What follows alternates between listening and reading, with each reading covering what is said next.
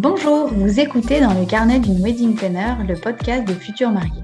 Nous, c'est Amandine de l'Amand & Co. Et si vous envisagez de vous marier ou si vous connaissez des gens en phase de lettres, vous êtes au bon endroit.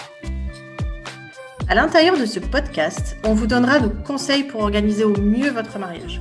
Vous pouvez d'ailleurs d'ores et déjà nous suivre sur Instagram, sur Facebook, mais aussi sur notre site internet de l'Amand & Co.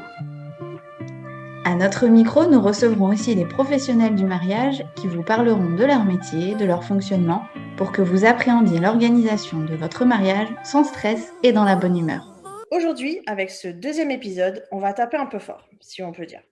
Mais c'est à notre sens important quand même d'en parler, et encore une fois, on ne le répétera jamais assez. C'est votre journée. Et parfois, on s'oublie un petit peu au profit des autres. Alors, qui de notre entourage proche, qui de nos amis proches ou qui encore des personnes un peu moins proches et qui, sous couvert de bien faire, oui, parce qu'on ne parle pas ici volontairement des personnes qui sont nocives dans l'organisation du mariage. Ici, on n'a que des good vibes. Ces personnes peuvent parfois un peu imposer leur vision des choses et encore prendre la main sur telle ou telle tâche, on va dire. Alors, si ça vous convient, c'est pas un problème. Le podcast peut s'arrêter là. Mais justement, l'inverse est quelquefois constaté et on avait envie de vous donner quelques conseils pour contrer un peu ces comportements et vivre un mariage qui sera le plus serein possible en fait, hein. Et en tant que wedding planner, mais aussi d'humaine, ça nous fend un peu le cœur de vous voir prendre des décisions qui vont à contresens de ce que vous aviez envie, de vos idées, juste pour faire plaisir aux autres en fait, plutôt qu'à vous-même. Et oui, et d'ailleurs, à ce sujet-là, Amandine, tu as déjà un premier exemple assez flagrant, qui est lié évidemment à la non moins célèbre aujourd'hui crise sanitaire liée au Covid-19. Bah oui, parce que bon, on sait, hein, cette crise, elle a eu un impact sans précédent sur le stress des mariés. Encore aujourd'hui, quand on reçoit des infos et des contradictions le lendemain et des nouvelles infos et voilà. Donc on sait, en fait, on sait le stress que les reports ont engendré. Mais au-delà de ça, en fait, on a constaté sur voilà, différents groupes de mariage, les expériences que nos propres mariés, voilà, les mariés dont on s'occupe, nous ont fait remonter, que leurs proches, certaines personnes, pouvaient leur mettre une pression relativement forte sur les épaules, voilà, pour savoir s'il fallait maintenir ou s'il fallait reporter le mariage, et ce presque tous les mois depuis le début du Covid.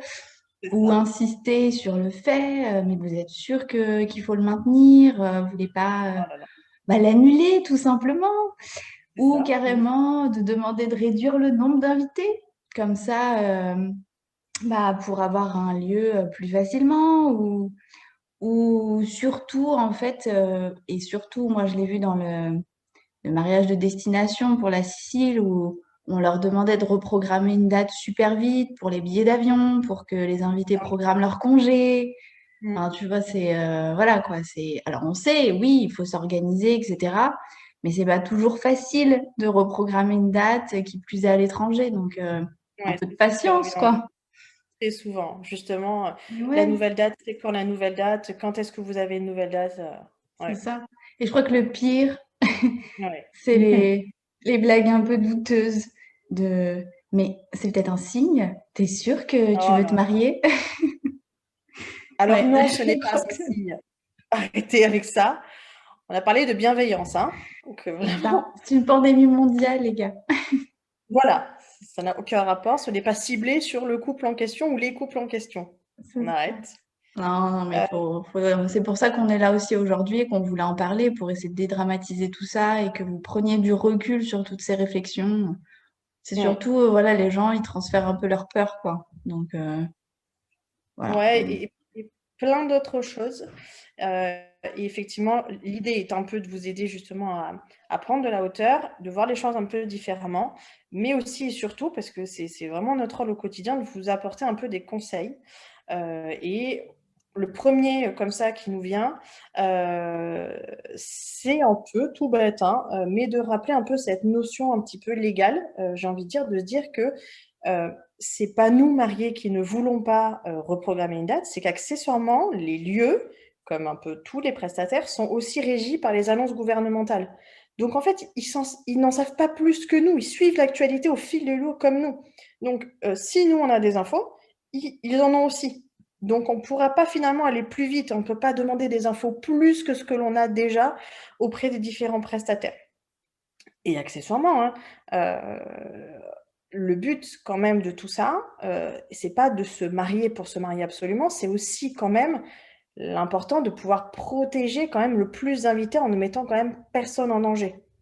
Bon, accessoirement, finalement, est-ce que c'est si utile de le rappeler? Possible. Apparemment, oui. Apparemment, ouais, ça existe encore. Non, mais c'est ça, c'est qu'on attend tous les décrets apparaître, quoi. Donc là, on a eu des premiers calendriers. Bon, bah, on Ouais, attend les décrets. Et les lieux, bah, c'est pour pareil. tout le monde pareil. Alors ensuite, on avait un second conseil à vous donner qui reprend un peu le premier. Euh, Ce serait vraiment d'avoir une communication simple et franche, en fait. Voilà, c'est clairement un mot-clé qui fonctionne dans beaucoup d'expériences de la vie, hein, la communication. Mhm. Mais oui, voilà, on pèse ses mots, on n'est pas trop brut de décoffrage, mais voilà, le plus simple, c'est quand même, voilà, De dites les dire, choses, quoi. Mm. vous allez voir, on va Allez. faire un petit jeu de mots. Alors, l'objectif, en termes de com, on peut effectivement orienter un petit peu la com en précisant merci de nous aider. Oui, parce que là, la famille interférait sous prétexte de participer financièrement au mariage. Ou encore, Alors, on apprécie votre aide. Toutefois, nos envies sont différentes sur tel et tel sujet. On a vraiment envie d'avoir les choses qui nous plaisent, qui nous ressemblent.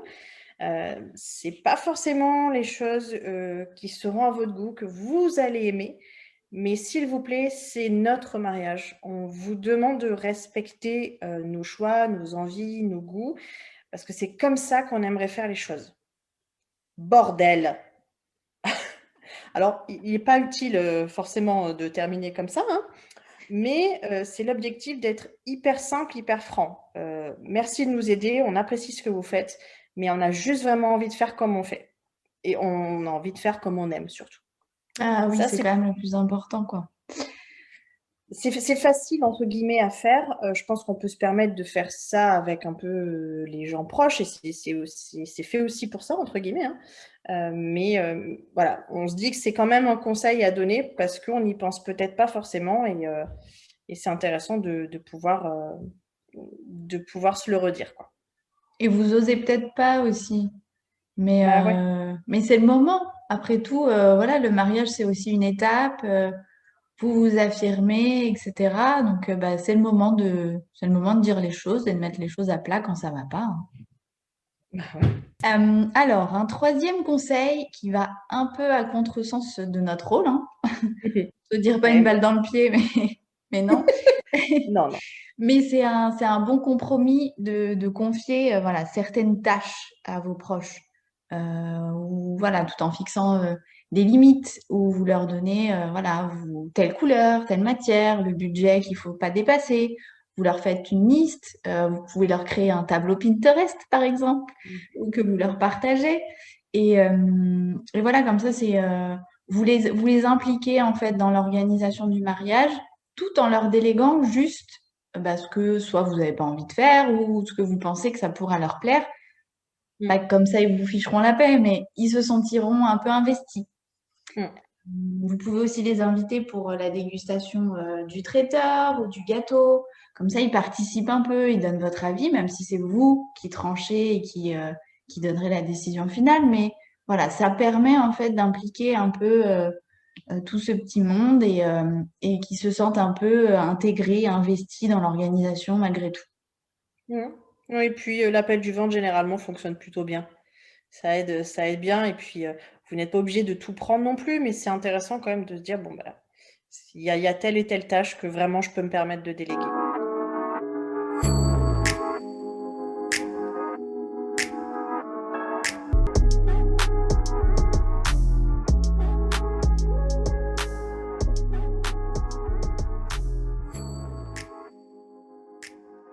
enchaîne, 4e conseil. Alors, c'est une idée comme ça aussi, mais ça peut vraiment relier un petit peu le conseil précédent. Bah oui, tout se suit, les gars, tout se suit, vraiment, tout est lié, vous allez voir. C'est pourquoi pas d'ouvrir une boîte à idées. Alors, on vous le dit depuis le début, il ne faut pas laisser effectivement l'entourage prendre le dessus forcément sur tout ce que vous avez envie d'avoir pendant le mariage. Pour autant, on ne dit pas forcément d'être têtu ou obtus sur une idée ou plutôt qu'une autre, par exemple. Accessoirement, l'entourage peut avoir vraiment certaines bonnes idées, ou en tout cas une parcelle d'idées que vous pouvez prendre pour l'adapter pour finalement votre mariage. Mais pour ça, il faut écouter, il faut être un petit peu ouvert aussi. Il ne faut pas effectivement être braqué de base. Mais en même temps, effectivement, il y a quand même des idées qui sont nulles, qui ne vous conviendront pas, vraiment à laquelle il est hors de question pour vous d'en entendre parler. Donc, pour éviter clairement de vomir à la tête de ces personnes-là ou de leur dire un non sec et franc, on va plutôt prendre l'option de la boîte à idées. Ça peut être intéressant de se dire, voilà, c'est pas vers moi directement que vous postez toutes vos idées, mais plutôt dans la boîte à idées prévue à cet effet, en quelque sorte. Hein. Bon, le non franc et direct, ça permet de réduire la liste d'invités aussi, hein, parfois. Petit aparté. Si vous ne savez pas comment faire, bon, ça peut être une idée. On se déteste. Vous posez 2-3 questions en fonction des retours, effectivement, bon, ok, Voilà. on est là. Non, sans blaguer, on a fait quelques recherches pour vous et on a trouvé par exemple un site, ça s'appelle dbox.com. Donc en fait, c'est un site de création de boîtes à idées gratuites ou alors bah, tout simplement vous prenez un Google Form. Voilà. Oui, ça marche aussi. Hein. Mais voilà, ça peut être un peu ludique. Mhm. Au final, voilà, une fois que tout le monde a mis ses idées, bah, vous prenez les idées que vous aimez. Voilà, les personnes qui ont mis ces idées dans cette petite boîte ou dans votre Google Form, bah, voilà, elles évitent de vous les donner à l'oral ou par message, etc. Donc, on trouve que c'est une bonne idée. C'est sympa. Voilà. Vous avez une idée, vous la mettez dans la boîte et on en reparle plus tard. Évidemment, il faut préciser, entre guillemets, dans l'intro de la boîte, hein, c'est un principe de boîte à idées. On ne prendra pas tout, mais si effectivement vous avez envie de participer, il y a des choses qui vous paraissent intéressantes, n'hésitez pas à nous en parler directement là-dedans. Puis ça leur fera Pourquoi pas? plaisir le jour J de voir que vous avez repris leurs idées. En plus. Ouais, ouais. Ça fera un cadeau invité peut-être en plus. Non, non, On ne sait pas. horrible. Bon, on en est au 5e conseil. Alors, qui vaut pour tout, à peu près. Dans la vie, on parle même de la famille. Entourez-vous de personnes bienveillantes, positives, qui cherchent votre bien-être, votre évolution, votre réussite, qui seront là pour vous épauler. Voilà, parce que bon, hein, la vie de couple, on sait, hein, il y a des hauts, il y a des bas. Donc voilà, comme tout. Mais, Ouais. mais voilà, entourez-vous de ces personnes-là qui seront là pour vous, en fait, qui seront en capacité de vous écouter, de vous entendre, entendre surtout que vous voulez faire un mariage comme vous en avez envie. Mm. En gros, voilà, évitez les personnes un peu trop négatives, pessimistes, qui vont vous dire ah non, ça va mal se passer, ou ah, t'as regardé la météo, ou non, ça c'est pas top, ou alors les personnes un peu jalouses, ah non, moi j'aurais vraiment pas fait ça. Mm. Voilà, essayez voilà, de vous entourer de positivité.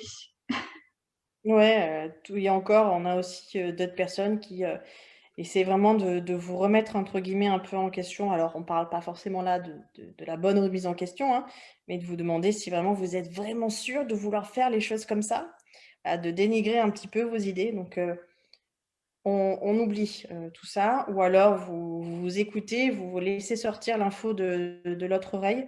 Je dis pas forcément non plus que il faut que vous soyez entouré que de personnes qui vous disent que ce que vous faites c'est bien tout le temps, etc. Non, Juste arriver à déceler la critique constructive et des personnes qui vous font une critique pour que ça soit vraiment dans votre entre guillemets, dans votre sens, pour que ce soit vraiment bon pour vous, dans l'absolu. C'est pas si facile que ça, mais généralement, on décèle assez vite les, les différentes personnalités aussi, quoi. ouais, c'est vrai. Euh, Ouais, enfin, je pense que ça prend un peu de temps, mais c'est toujours intéressant et comme l'a dit Amandine, de manière générale pour toute la vie, vraiment pas que sur un mariage, de pouvoir déceler tout ça. Et disons que bah, pendant l'organisation d'un mariage, je sais que j'ai eu plusieurs fois le retour de certaines de mes mariées, il y a des personnes qui se révèlent à ce moment-là. Et Mais c'est ça peut être aussi le moment de faire un petit tri dans votre entourage. ouais, ah complètement et dans la liste des invités, on revient là-dessus, hein, soit, de manière générale au niveau relationnel, sur la vie, quoi. Ça, Ah c'est ouais, clair. c'est les événements de la vie et comme un mariage d'ailleurs effectivement, permettent un peu de mettre en exergue certaines, personnalités toxiques, ou au contraire d'autres personnes, qui se révèlent être hyper bienveillantes et hyper là pour vous, quoi. Donc on part sur le dernier et sixième conseil, donc oui, 6 pourquoi pas, des listes de 5 et de 10 conseils à chaque fois on s'est dit: «Non, 6 c'est pas mal». On aime bien Hem, les chiffres pairs. c'est vrai, c'est très, très vrai et bah, on a clôturé là-dessus tout simplement parce que c'est clairement un petit coup de pub, bah, pas dissimulé, hein, mais écoutez, on l'assume. Mais c'est en fait vraiment de vous faire accompagner par un ou une wedding planner. Bon, je vais répéter le principe, mais l'objectif est que vous soyez plus serein et pour cela, le principe justement d'engager un wedding planner, c'est de vous permettre d'organiser et de construire votre mariage à votre image. Notre boulot, c'est aussi de respecter vos choix. Il n'y a pas de jugement dans notre métier. On est là juste pour vous orienter et vous conseiller en fonction de ce que vous aimez. Si vous n'avez pas envie de suivre les modes ou d'avoir une mode bien spécifique, c'est votre mariage, c'est votre choix. Que ça nous plaise ou que ça nous plaise pas. On ne reviendra pas sur les couleurs, par exemple. Mais c'est pareil, c'est une notion de principe. On constate par ailleurs aussi que, quand une personne extérieure, typiquement comme un wedding planner, entre un petit peu dans le game de l'organisation, d'un événement, alors vraiment je parle d'événement au sens large, mais là on est dans le cadre vraiment du mariage. Généralement, on se rend compte aussi qu'il y a un peu moins d'intrusion de la part des proches, parce que, bah, finalement vous vous cachez entre guillemets un petit peu derrière nous en disant: «Voilà, c'est pas moi qui gère, c'est la Mandenco donc n'hésitez pas à aller voir eux directement, pour voir un petit peu comment ça se passe. «Oh, je sais pas trop comment ça se passe, je sais pas trop ce qui est prévu, appelez Amandine pour voir un petit peu comment ça se passe». Voilà, on est là aussi pour ça. On est là pour servir de tampon pendant l'organisation et aussi pendant le jour J. Voilà, Alors, c'est tampon, notre boulot. mais pas trop quand même. Alors voilà, quand je dis tampon les gars, prévenez-nous avant, hein. Si on a tata Rosa, qui vient et qui effectivement a envie, de mettre des nœuds verts partout, alors que ce n'est pas du tout dans la thématique d'ambiance du mariage, le vert j'entends. Voilà, faut juste nous prévenir avant un petit peu de la personnalité de la personne et que vous lui avez transmis nos coordonnées, par exemple. Juste qu'on soit un petit peu prête à la recevoir. Voilà. Bon, donc si on récapitule un peu, voilà, tous les conseils qu'on vous aura donnés aujourd'hui. Donc, on se base sur la loi, entre guillemets, les annonces Mmh. gouvernementales, notamment, voilà, pour les reports en ce moment. Ensuite, voilà, de communiquer en toute franchise, en toute simplicité avec vos proches, de confier certaines tâches à vos proches. Comme ça, voilà, ils se sentiront impliqués. D'ouvrir une boîte à idées, très bon conseil à notre sens. De vous entourer de personnes bienveillantes et positives. Et puis, bah, évidemment, de faire appel à une wedding planner. Évidemment. Et c'est la fin de cet épisode. On s'arrête sur ça. On espère que ça vous a aidé, notamment à anticiper un petit peu d'éventuels conflits avec votre entourage pendant l'organisation de votre mariage. Si d'ailleurs cet épisode vous a plu, n'hésitez pas à le partager autour de vous et à d'autres futurs mariés autour de vous. Pour avoir d'autres conseils sur l'organisation de votre mariage, abonnez-vous à ce podcast et ou suivez-nous sur nos réseaux sociaux de la Mandenco, Facebook, Instagram, le site internet, tout ça, tout ça. Et à dans 15 jours pour de nouveaux conseils. À bientôt!